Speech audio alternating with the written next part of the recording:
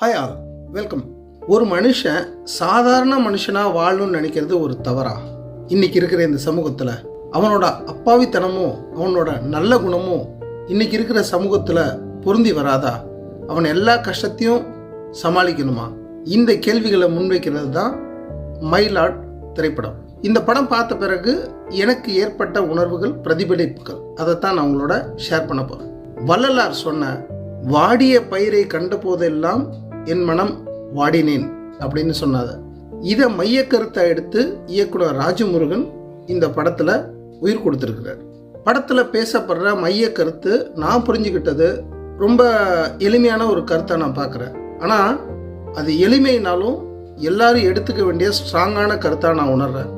அது என்னென்னா, நல்லவனாக இருக்கணும்.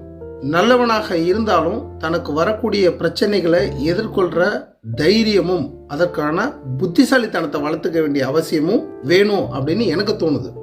ஸோ எந்த அளவுக்கு நல்லவனாக இருக்கோங்கிறது முக்கியம் இல்லை, நாம் எந்த அளவுக்கு வரக்கூடிய பிரச்சனைகளை எதிர்கொள்கிறோங்கிறதும் ஈக்குவலி முக்கியம். That is very strong.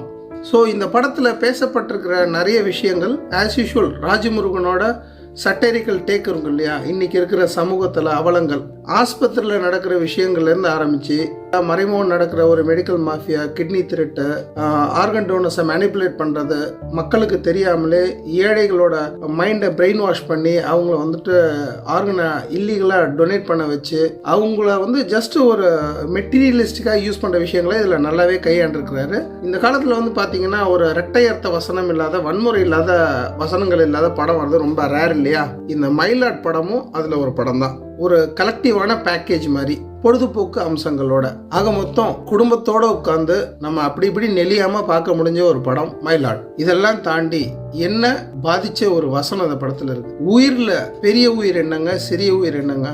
உயிர்னா உயிர் தான். நமக்கு தெரிஞ்சு ஒரு உயிர் போக போகுது அப்படின்னு தெரிஞ்சும் அந்த உயிரை காப்பாத்துறதுக்கு நம்மளால முடிஞ்சும் அதை காப்பாற்ற முடியாம போய் அந்த உயிர் போன பிறகு அதை தெரிஞ்சுக்கிட்டு அதுக்கப்புறம் நம்மளால தூங்க முடிஞ்சிருமா?